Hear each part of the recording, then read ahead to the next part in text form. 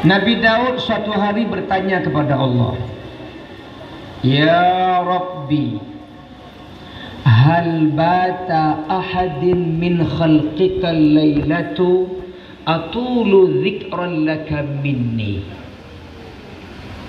Nabi Daud tanya sama Allah, hal, kalimat istifham. Hal bata ahadin min khalqika laylatu atulu dzikran laka minni. Ya Allah, apakah ada salah satu makhlukmu di malam hari berzikir kepadamu lebih panjang daripada zikirku? Nabi Daud panjang zikirnya, banyak zikirnya, terlebih di malam hari. Beliau minta tandingan. Ya Allah, tunjukkan kepadaku salah satu makhlukmu yang bisa melawan aku berzikir di malam hari lebih panjang daripada zikirku. Ada tidak? Daud tanya sama siapa? Allah jawab melalui malaikat Jibril, Naam. Apa arti Naam? Iya, maknanya ada. Ada Daud, bukan kamu aja panjang zikir, masih ada makhluk lain yang lebih panjang zikirnya daripada kamu. Terkejut Nabi Daud. Ada. Enggak ada. Tanya lagi Nabi Daud, Man ya Allah? Siapa ya Allah? Allah jawab melalui malaikat Jibril, Ad-Dafda, kodok.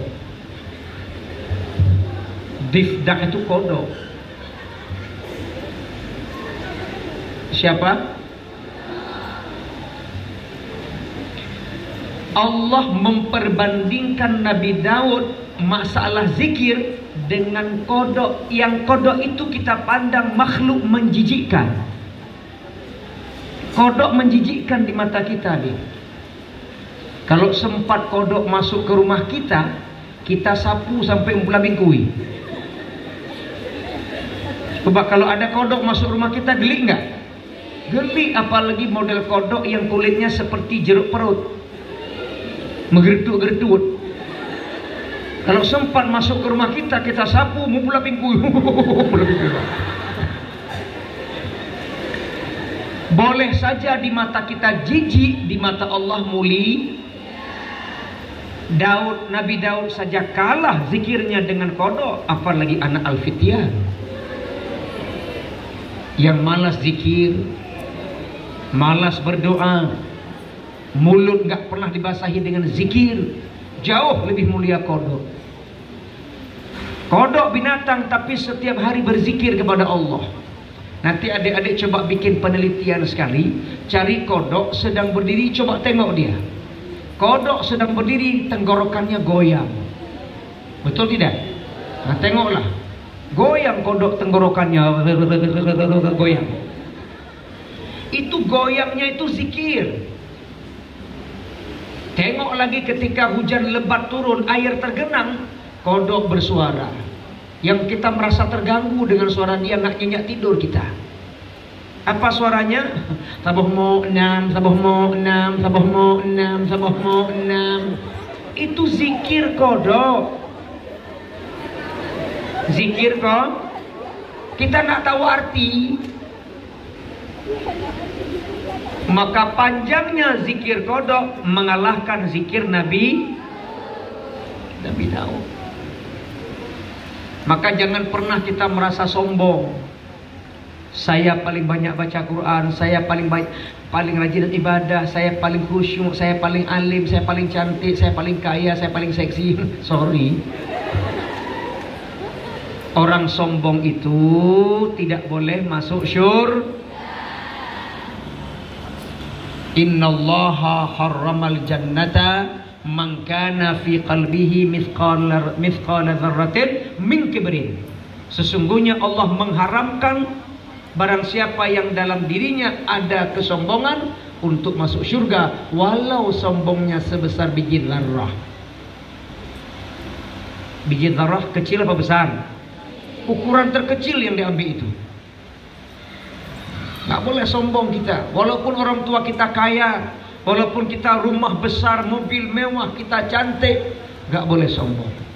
Sombong tidak boleh masuk surga.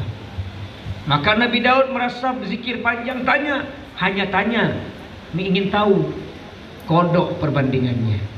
Kodok bahasa Indonesia, canggu bahasa Aceh, katak bahasa sadis. Katak bahasa sadis. Kenapa sadis?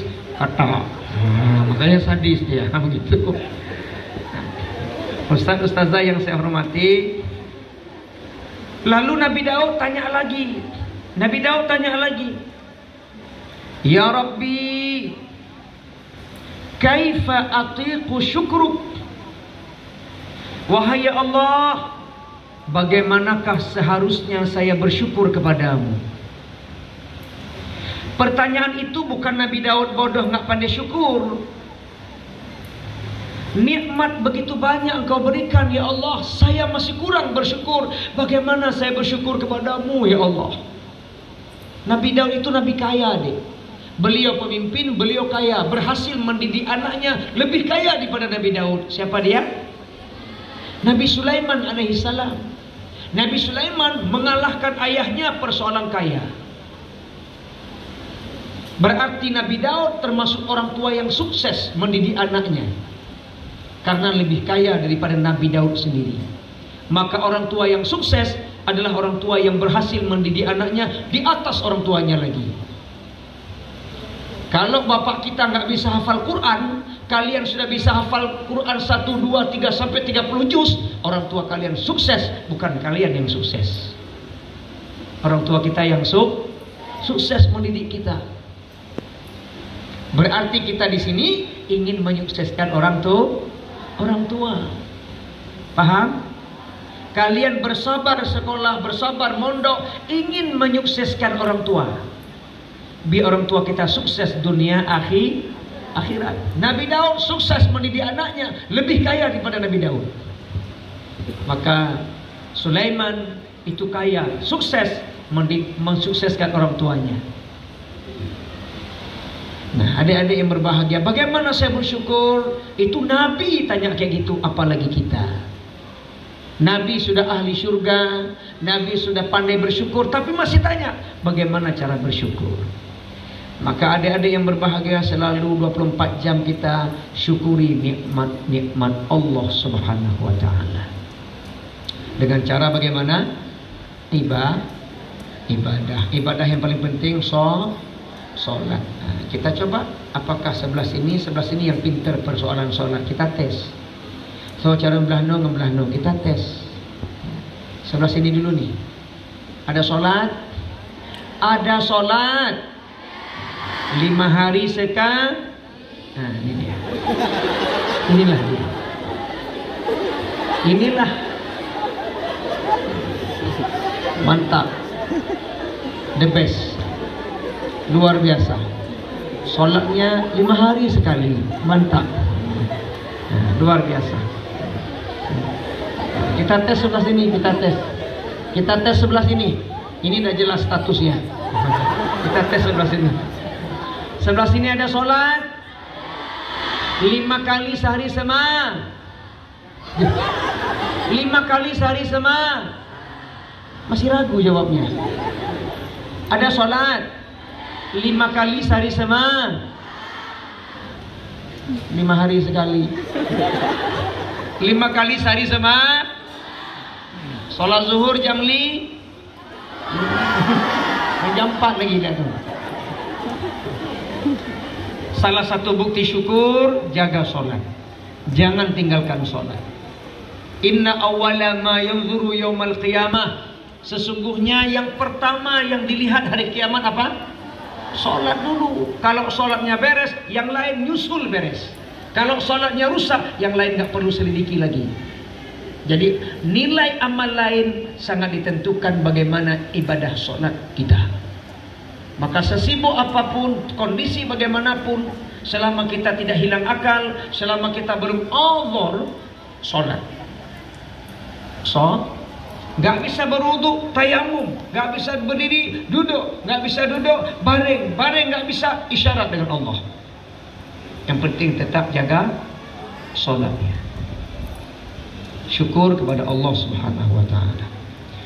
Salawat dan salam kepada Nabi kita tercinta, Nabi Muhammad sallallahu alaihi wasallam. Tidak ada kita, tidak ada Nabi, kita pun enggak ada. Al-Fityan enggak ada kalau bukan karena Nabi. Alam jagat raya yang begitu lengkap ini tidak ada kalau enggak ada Nabi. Surga, neraka, arasy, kursi tidak ada kalau bukan karena Nabi Muhammad sallallahu alaihi wasallam.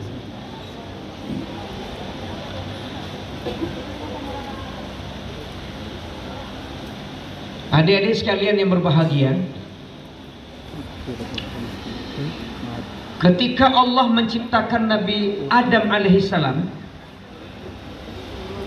di dalam surga, surga itu rumah Nabi Adam. Rumahnya begitu besar, sejauh mata memandang, lengkap dengan fasilitas, serba ada, serba lengkap. Namanya surga. Tapi satu yang gak ada. Apa itu? Penghangat di kala dingin, selimut di kala malam, tempat curhat isi hati untuk mengungkapkan rasa rindu yang gak ada. Siapa dia? Istri tercinta.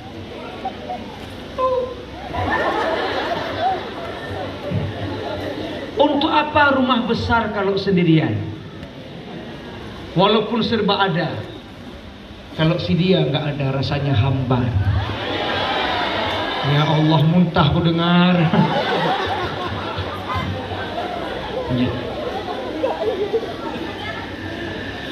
Lalu datanglah sebagai sampel, contoh, hadirlah di depan Nabi Adam alaihissalam sepasang burung yang sedang bersenda gurau, saling colek sana colek sini, saling berbisik mereka berdua. Adam tengok aja, kapan diriku akan seperti itu? Isi hati Nabi Adam Allah tahu. Allah tahu isi hati manusia walau belum terungkap. Yang sekarang kalian duduk itu Allah tahu isi hati kita. Allah tahu pula ketika Adam dalam surga apa maunya Adam. Lalu Allah penuhi maunya Adam. Diambillah tulang rusuk sebelah kiri bagian atas Adam, diambil oleh Allah, diciptakan bernama Siti Hawa. Begitu ada di depan Siti Hawa di depan Nabi Adam, terkejut Adam. Wow, mantap. Ya Allah, ya Adam itu, ini, ya. Langsung Adam hendak merangkul, memeluk karena nafsunya. Lalu Allah tegur, Adam, stop dulu. Adam, stop dulu. Nggak boleh, nggak boleh, nggak boleh. Ya Allah, nggak boleh. Tapi nggak boleh. Stop. Nikah dulu. Nikah. Bayar mahar Adam. Nikah mahar. Maharnya apa ya Allah? Salawat untuk Nabi Muhammad sallallahu alaihi wasallam. Maka Adam dan Hawa nikahnya salawat. Maka adik-adik yang berbahagia, ustaz-ustazah, dalam Islam mahar tidak boleh tinggi-tinggi. Tidak boleh ustazah. Ustazah nggak boleh. Bilang sama bunda ya ustazah ya. Ustaz, kalau ada pasangan kita minta mahar tinggi-tinggi, tinggalin. Islam tidak boleh mahar-mahar. Mahal-mahar. Nggak boleh mahal-mahar. Kecuali kalau Ustadz mampu silahkan. Tapi yang penting jangan dipaksakan. Tapi kalau lintu barunya mampu, kenapa tidak? Kita seringkali membanding-bandingkan mahar sama anak gadis tetangga. Anak tetangga wajarlah tinggi mahar. Kenapa? Bibirnya mungil, hidungnya mancung, kulitnya putih, matanya sipit, mirip Ahok. Nggak apa-apa, nggak apa-apa. Tapi yang jadi masalah, anak kita ini juleng, keriting, sumbeng. Masa 25 mayam, 5 mayam lewat terus. Apa maharnya ya Allah? Solawat. Coba kalau sekarang solawat maharnya, nggak ada laki-laki yang nggak laku-laku. Begitu nikah apa mahar? Solawat. Maka setelah dibaca solawat, dinikahkan, baru mereka bersuami istri. Oleh karena itu kita berhutang budi dengan solawat.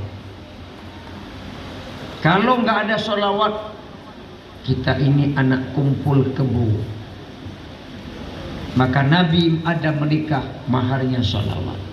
Nah, ayo mari sama-sama kita membaca solawat untuk ingat bagaimana pernikahan Adam dengan Hawa. Walaupun solawat macam-macam ya. Yuk kita baca. Salatullah salamullah ala Taha Rasulillah. Salatullah salamullah ala Yasin Habibillah. Cukup. Hari ini kita memperingati kelahiran Nabi Muhammad sallallahu alaihi wasallam. Kata Jalaluddin As-Suyuti, baru dinamakan maulid kalau ada 4 unsur. Baru dinamakan maulid kalau ada 4. Yang pertama, kumpulin dulu orang-orangnya. Kita sudah berkumpul apa belum? Nah, satu syarat sudah terpenuhi. Yang kedua, bacain Al-Quran. Sudah dibaca apa belum? Nah, 2 terpenuhi. Yang ketiga, sampaikan sirah nabawiyah. Ceritain kehebatan Nabi. Sudah berlangsung apa belum? Live streaming. Yang keempat, to'am.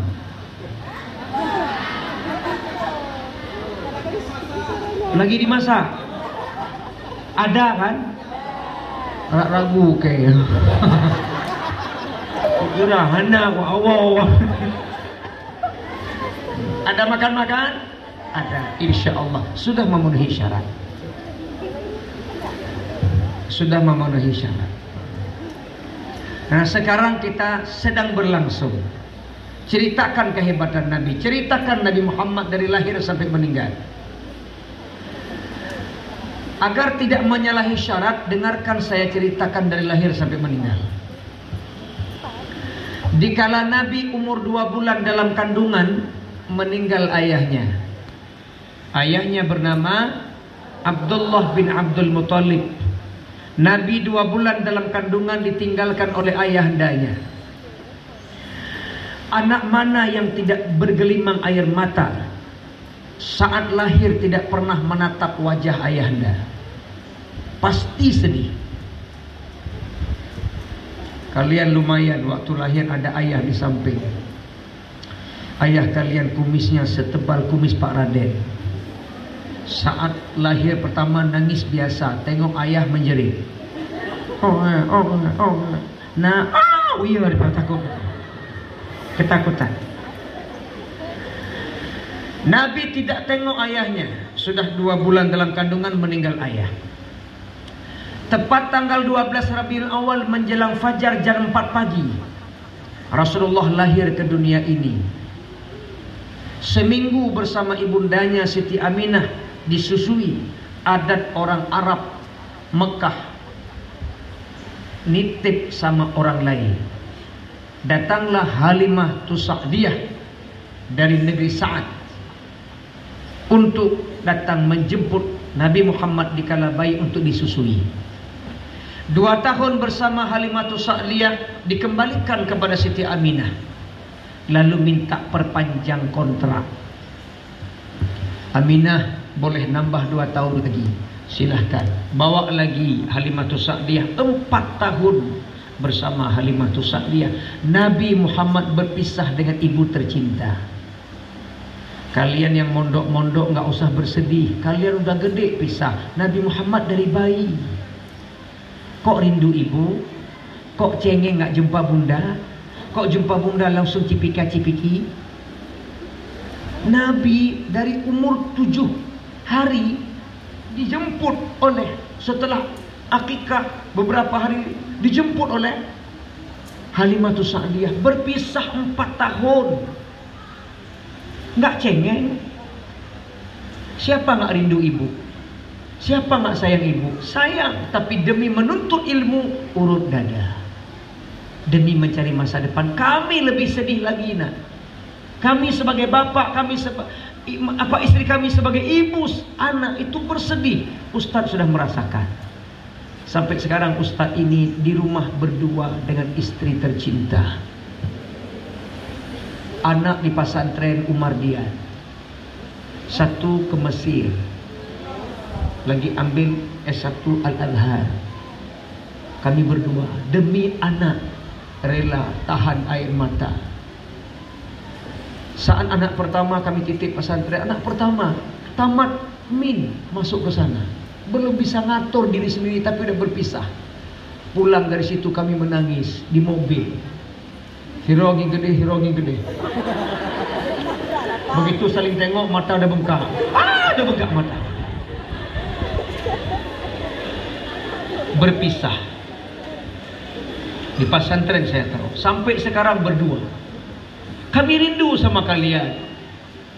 Darah daging kami yang kami lahirkan dengan penuh perjuangan. Kami besarkan. Enggak rela seekor nyamuk gigit anak kami. Tapi harus berpisah demi untuk bermujahadah kepada Allah. Nuntut ilmu. Untuk apa anak diketia orang tua kalau masa depannya tidak terjamin? Biarlah kami lepaskan dia terbang mencari ilmu. Kami meninggal, ada yang doakan kami dikala kami dikubur. Kalian juga sama rindu sama kami. Urut dada. Nabi berpisah 4 tahun dengan ibunya. Kita udah gede baru berpisah. Tak terbayang rintihan tangismu di saat melahirkanku. Betapa besar pengorbananmu, kasih sayangmu padaku, oh ibu. Belayanmu aku rindu. Boleh sekali lagi? Ayo sama-sama bikin hero. Tak terbayang rintihan tangismu di saat melahirkanku. Betapa besar pengorbananmu, kasih sayangmu padaku, oh ibu. Belayanmu aku rindu. Tadi udah saya bilang kan suara saya kayak mana kan? Nangis kita ya. 4 tahun bersama Halimah Sa'diyah dikembalikan. 2 tahun bersama ibunya, lalu ziarah ke makam ayahnya. Setelah ziarah balik, Di tengah perjalanan meninggal ibundanya, diantarkanlah oleh Ummu Aiman, budak Siti Aminah. 2 tahun bersama Abdul Muthalib, umur Nabi 8 tahun meninggal pula Abdul Muthalib, dan dititipkan kepada pamannya bernama Abu Talib. Sampai menikah dengan Siti Khadijah, meninggal Siti Khadijah, lalu meninggal pula pamannya. Umur Nabi sebelum meninggal Siti Khadijah ayahanda 39 tahun 6 bulan bertahanus bersemedi di dalam gua Hira. Umur 40 tahun diangkat menjadi Rasul, dan umur 53 tahun hijrah ke Madinah.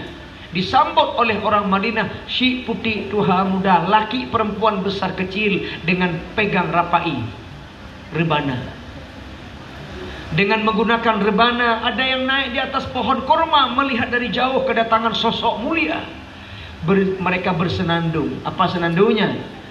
Tala'al badru alaina min thaniyatil wada' wajaba syukru alaina mada'a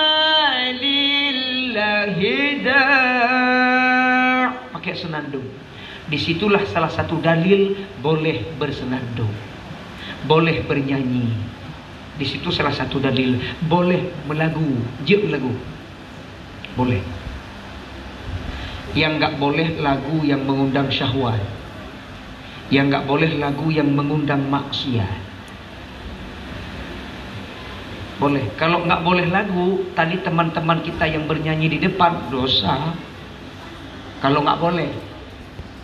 Kalau nggak boleh lagu, yang ngaji tadi pakai lagu dosa. Kalau nggak boleh lagu, yang azan di masjid pakai lagu dosa. Makanya lagu boleh. Coba azan nggak pakai lagu, enak nggak? Allahu Akbar, Allahu Akbar, Allahu Akbar, Allahu Akbar. Asyhadu an la ilaha illallah, asyhadu an la ilaha illallah, asyhadu anna Rasulullah, asyhadu anna Rasulullah. Hayya shalah, hayya shalah, hayya falah, hayya falah. Allahu Akbar, Allahu Akbar, la ilaha illallah. Apa kata orang? Kajak ke dong rasa. Nggak ada yang datang. Tapi coba azannya suaranya merdu, suaranya tinggi, tenor, yang gampung yok-yok peratah enggak. Allahu Akbar, Allahu Akbar. Apa kata orang? Cantik kali azannya, luar biasa. Siapa yang azan belum pernah kita dengar? Yuk kita tengok. Gara-gara tengok apa yang semayang? Kan nggak mungkin. Oh dia azan pulang yuk, kan nggak mungkin. Gara-gara tengok wudu sholat. Mana mau orang datang ke masjid, gairah ke masjid, yang azannya aja suaranya sengau. Apa sengau? Syong. Allahu Akbar, Allahu Akbar. Yang udah di masjid pulang. Kok pulang? Dia sengau, kita sengau, pulang yuk, pulang. Maka azan pakai lagu. Tala'al badru pakai lagu. Tala'al pakai lagu. Coba tala'al badru nggak pakai lagu. Tala'al badru alaina mintani yatil wada'i wajaba syukur alaina mada'a lillahi da'i. Apa kata Rasulullah? Abu Bakar balik Mekah. Nggak jadi hijrah Pak. Ya. Pakai lagu. Maka lagu boleh, selama tidak mengundang nafsu syahwat, maksiat. Dulu masa-masa Ustadz kuliah, ada lagu yang liriknya itu mengandung nafsu syahwat, maksiat dulu. Tapi iramanya suka kita, iramanya mantap. Isi lagu yang mengundang maksiat. Masih ingat Ustazah lagu itu? Coba tes kali, coba. Dia tidak cantik, lagu itu masih ingat? Dia tidak jelek, yang sedang-sedang saja, yang penting dia setia. Nah, aku suka dia mak, aku sayang dia mak, hidup dan matiku ini hanyalah untuk si dia. Dulu sedalam-dalamnya lautan India, lebih dalam cintaku pada dirinya. Sesuci dan sebenarnya. Begitulah. Itu liriknya mengundang maksiat. Iramanya enak, maka liriknya kita buang, iramanya kita ambil, ganti lirik yang mengandung iman. Gitu caranya. Tunggu dulu, nafsu kali.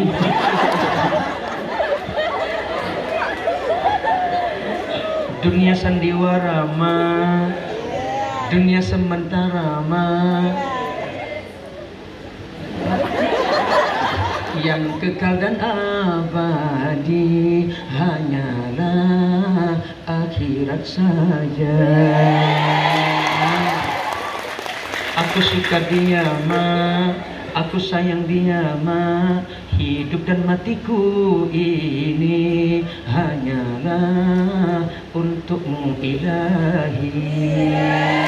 Begitu.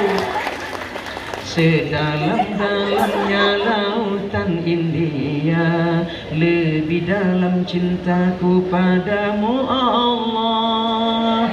Sesuci dan sebeningnya embun pagi, lebih suci cintaku padamu Allah. Dia nomor satu di hatiku, dia nomor satu di jiwaku. Abah tuh, abah tuh, abah tuh.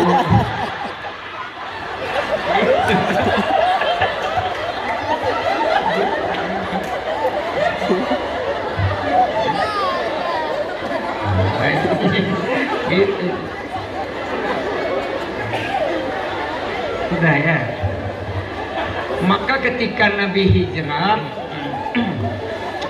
begitu tiba di pintu gerbang Madinah, itu disambut oleh orang Madinah dengan tola'al badru alaina. 63 tahun Nabi meninggal di Madinah. Umur Nabi 63 tahun meninggal di Madinah. Saya sampai jam 10 kurang 5 ya. Sampai jam 12. Ya. Oh ya. Masih lama ya. Nggak apa. Terus. Iya. Iya. Nah, jadi Nabi Muhammad umur 63 tahun meninggal dunia. Udah ya, udah kita ceritakan dari lahir sampai Nah, selesai. Artinya sudah memenuhi syarat. Saya sudah ceritakan sirah nabawiyah. Nah, ntar lagi makan. Nah, gitu. Makan.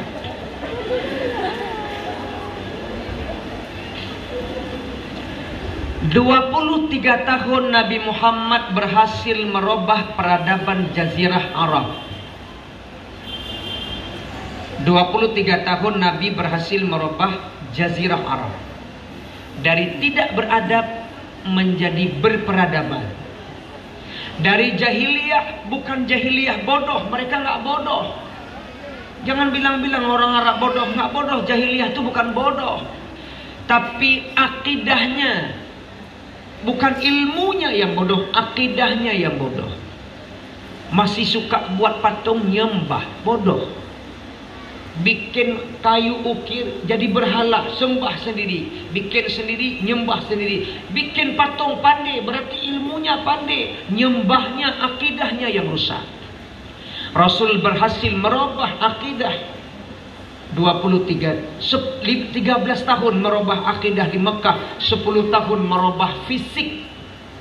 Wa amalun bil arkan. Fisiknya untuk beribadah kepada Allah. Di Mekah merubah hati. di Madinah merubah jasad. Maka hadis pertama ketika beliau hijrah ke Madinah itu memanggil ya ayuhan nas, silu arham, sallu niyam. Jadi ketika beliau sampai ke Madinah itu menyuruh untuk silaturahim, berarti fisik. Sampai di Madinah beliau menyuruh untuk sholat malam, berarti fisik. Tetapi ketika di Mekah beliau lebih kepada pemantapan iman.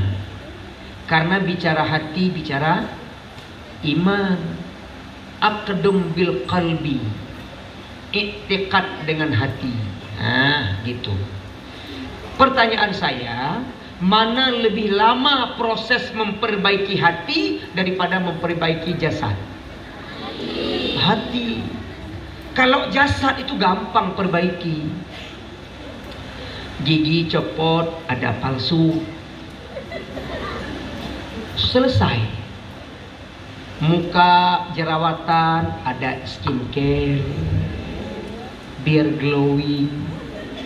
Anehnya muka glowing, telapak tangan black. Ada kayak gitu. Begitu kita lihat di lampu merah pegang wajahnya putih, begitu saya lihat Setio dia pegang, hitam kok.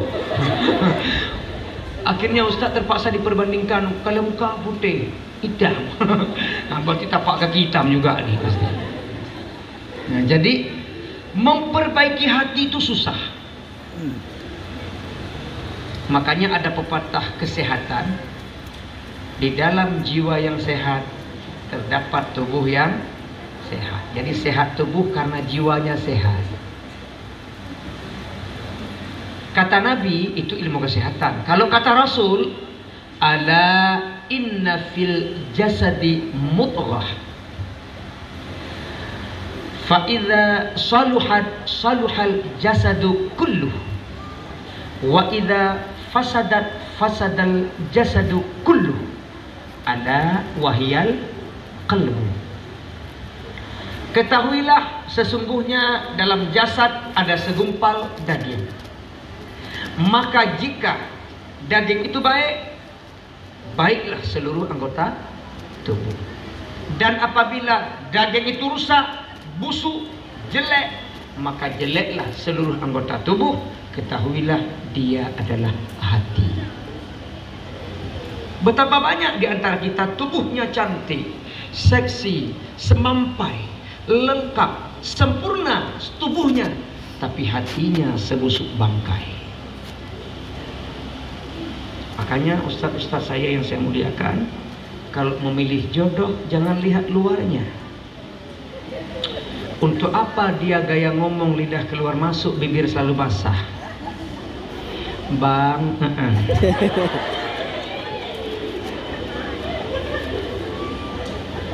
sikit-sikit sepelahazim. Untuk apa gayanya alim kalau kerjanya maling? Untuk apa gayanya soleh kalau kerjanya salah? Kita biasa-biasa aja, nggak usah terlalu lebay lah. Allah tahu kok siapa kita, malaikat tahu siapa kita. Biasa aja. Carilah orang yang hatinya lembut selembut salju. Walaupun barangkali tubuhnya tidak seindah harapan kita, tapi hatinya. Maka kehebatan seseorang bukan luarnya, tapi di sini dilihat oleh Allah. Selamat seseorang dunia dan akhirat di sini, bukan pada penampilan luar. La fadla li arabiyyin wala ajamiyyin illa bittaqwa. Enggak ada beda orang Arab sama orang non Arab kecuali pada takwa. Dan takwa itu hahuna. Di mana takwa? Di dalam dada kita, hati kita. Paham adik-adik semua? Halo, paham? Nanti kalian tumbuh jadi anak-anak yang berakhlak. Karena akhlak letaknya di sini nak. Letaknya di sini. Maka Allah mengatakan wa innaka la'ala khuluqin azim. Sesungguhnya engkau Muhammad mempunyai akhlak yang agung. Tolong garis bawahi. Nah, Allah tidak mengatakan wa innaka la'ala khuluqil karim. Enggak ada. Wa innaka la'ala khuluqil hasan. Enggak. Tapi Allah katakan wa innaka la'ala khuluqin azim. Yang azim itulah milik Rasulullah. Silakan Bapak Tanamin, Bapak Kapolsek. Ya. Silakan. Selamat datang kita ucapkan Bapak dan Babel, Bapak Kapolsek. Ya, silakan. Ya, kita ulang sekali lagi. Untuk Nabi Muhammad Allah mengatakan akhlak agung. Untuk kita dinamakan akhlak karim. Untuk kita dinamakan akhlak hasan. Sedangkan untuk Nabi wa innaka la'ala khuluqin azim. Kenapa untuk Nabi azim? Akhlak beliau kita manusia biasa nggak sanggup terjangkau. Nggak sanggup.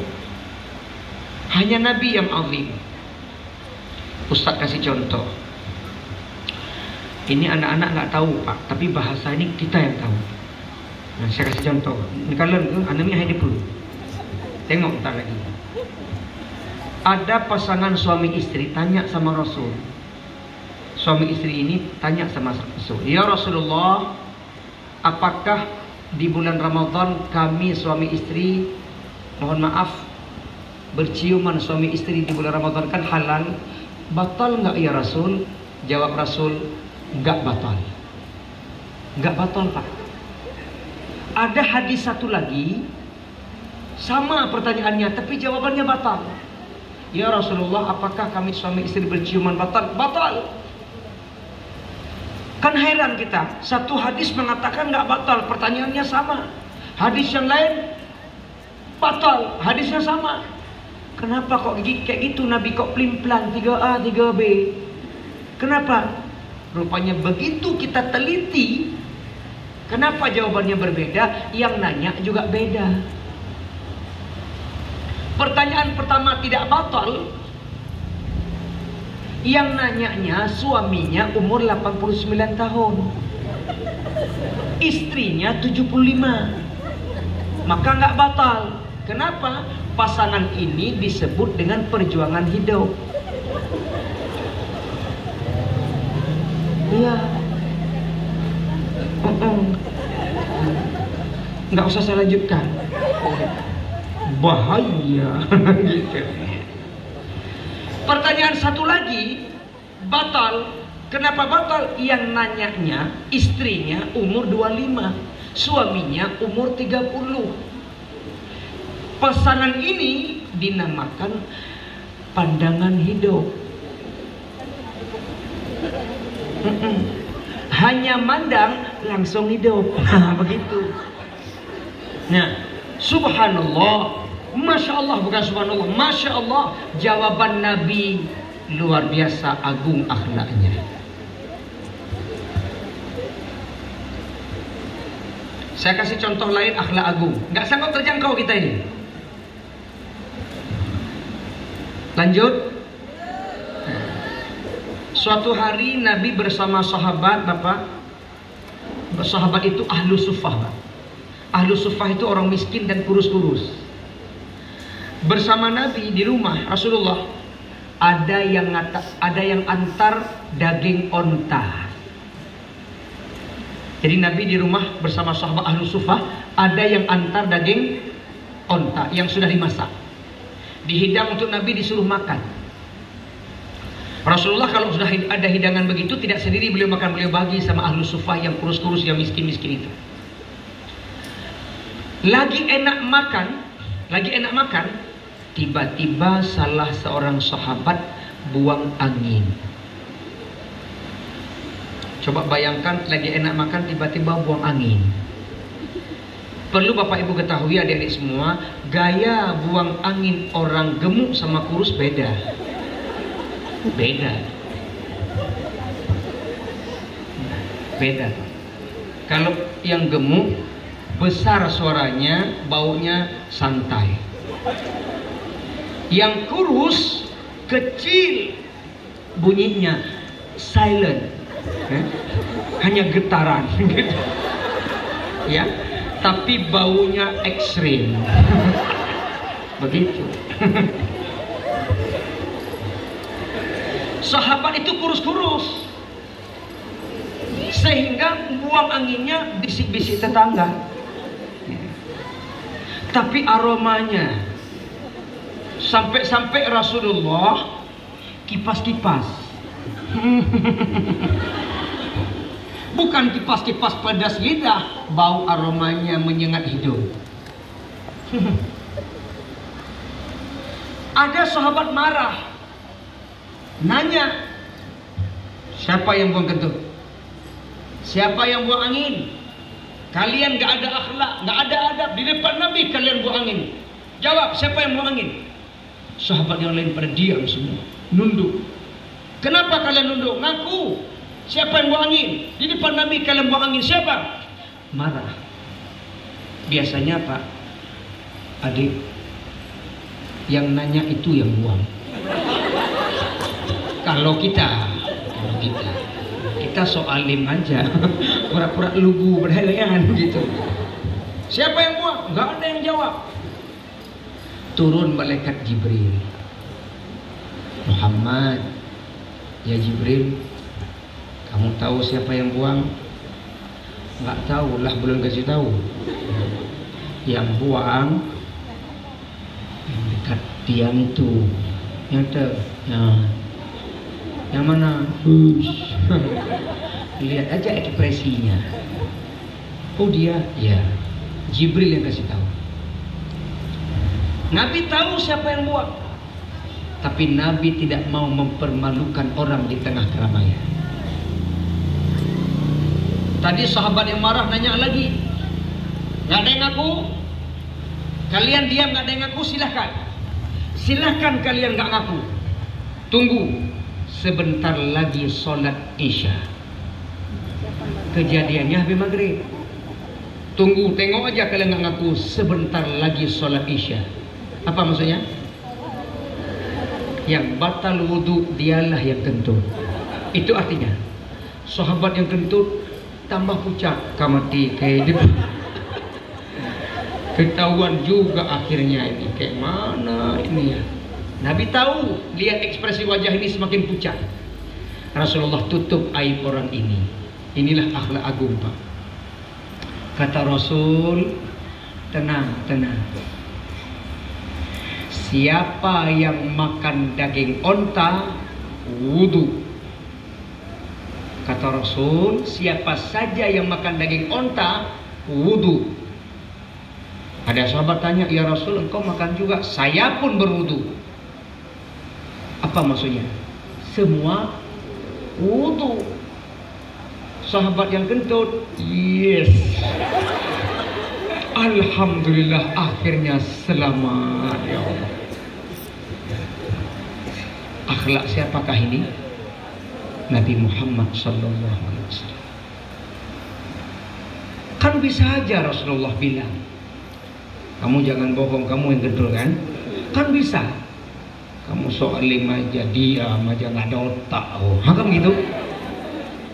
Tapi Nabi nggak sampai hati. Tahu Rasulullah ini orang malu nanti. Tahu orang Rasulullah ini aib dia. Tutupin. Jangan kasih tahu. Sampai sekarang ustadz dan ustazah sekarang, sampai sekarang tidak ada satupun ulama dalam kitab hadis manapun yang tahu siapa buang angin. Hanya Rasulullah yang tahu. Itu kehebatan Nabi, menutup aib orang lain. Saya tanya sama adik-adik semuanya, kita ini sempurna apa ada aib? Sempurna apa aib? Semua kita punya aib, semua kita punya kelemahan. Kalau mau aib kita tidak diceritain orang, belajarlah untuk tidak menceritakan aib orang. Mau tidak aib kita ditutup? Tutup aib orang. Satrul uyub, tutup aib orang. Karena kita punya aib. termasuk yang ngomong ini punya aib. Jangan mentang-mentang udah jadi penceramah nggak ada aib. Ada lebih banyak aib penceramah lagi daripada yang mendengar. Belajar untuk tutup aib orang lain. Itu akhlak baginda Nabi Muhammad sallallahu alaihi wasallam. Itu dengan orang lain. Di rumah Nabi luar biasa lagi bersama istrinya. Bapak Ibu yang saya hormati, Nabi memanggil Aisyah 2 model. Bukan 1, 2. Kita kan sering mendengar siapa? Humay. Bukan, ada satu lagi. Siapa Ustaz? Aisyah. Disingkat Aish. Kalau cepat kita baca Aish. Suatu hari Nabi pulang ke rumah bersama sahabat. Rasulullah tanya, Aish, ada makanan? Enggak ada Rasul. Masak. Apa yang ada masakin. Aisyah tuh gaya masak lele. Apa lele? Sinyalnya lemah, lambat. Sudah jadwal makan, belum ada makanan. Ada istri lain yang dekat dengan rumah Aisyah, namanya Ummu Salamah. Ummu Salamah ini janda cantik. Cantik, pandai masak. Udah cantik, pandai masak. Dilihat rumah Nabi sudah jadwal makan, belum makan. Timbul inisiatif Ummu Salamah ngantarin makanan ke rumah Nabi. Ya Rasulullah, saya lihat engkau nggak makan, sudah jadwal makan. Ini ada makanan dari saya. Makanlah, karena yang kasih istri. Makanlah. Sahabat makan, lagi enak makan bersama Nabi. Tiba-tiba keluar Aisyah sudah siap masak. Begitu mau dihidang, udah ada makanan. Aisyah nanya, ya Rasulullah, kok sudah ada makanan? Kenapa nggak kasih tahu saya dulu? Kalau sudah ada makanan, jadi saya berhenti masak. Marah. Ditanya, siapa yang ngantarin? Ya Aish, yang antar Ummu Salamah. Oh, Ummu Salamah yang cantik itu. Cemburu. Cemburu. Ya iyalah. Cemburu. Diambil makanan Ummu Salamah, dicampakkan ke bawah. Pecah piringnya, berhamburan makanannya. Rasulullah senyum, gak marah. Suasana jadi tegang. Makanan kalabah muat hanjili. Tegang. Orang suasana udah tegang. Beliau turun, beliau kutip. Enggak marah, senyum. Kata Rasulullah, mama kalian sedang cemburu. Kata Rasulullah sama sahabat, mama kalian sedang cemburu. Beliau enggak katakan istriku cemburu, istriku sedang marah. Enggak, mama kalian sedang cemburu. Sambil senyum. Suami siapa kayak gitu? Coba ibu nanti tes sekali di rumah. Suami lagi enak makan, berkeringat makan, ibu datangi nggak ada otak kok. Coba campakin sekali, kayak mana suasananya? Kira-kira suami ibu kutip nggak? Woi kutip, nggak kutip? Kutip, cuma wajahnya nggak jelas.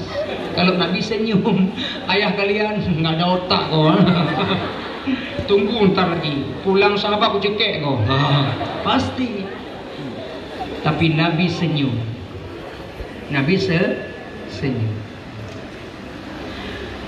Begitu sahabat pulang, Rasulullah dekati Aisyah. Aish, ganti piring Ummu Salamah yang pecah, ganti makanan yang kamu tumpahkan. Ganti. Jawab Aisyah, ya Rasulullah, istaghfarni ya Rasul.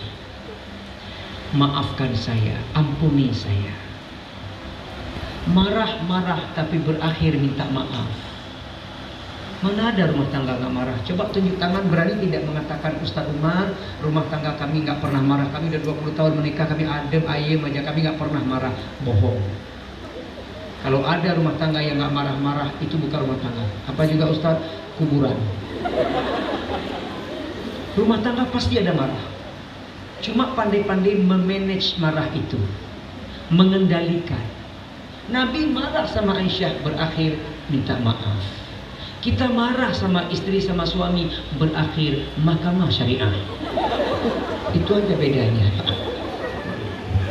Nabi marah, tapi beliau minta, Aisyah minta maaf. Beliau maafkan. Ekspresinya tetap senyum. Itu kalau marah. Kalau mesra, kalah kita. Makanya lahirlah lagu Aisyah. Bisa lagu itu? Cinta Rasulullah pada Aisyah. Bisa? Ayo, 1, 2, nggak usah. Rasulullah mesranya dengan Aisyah, Masya Allah. Contoh, Rasulullah itu kalau minum sering pakai gelas bekas Aisyah. Kata Rasulullah, Aisyah, ini gelasmu, ya Rasulullah, itu gelas bekas saya minum. Kalau boleh tahu Aisyah, bekas bibirmu sebelah mana ya? Ditanya sama Aisyah bekas bibir. Kita kalau minum ada bekas nggak di gelas bibir kita?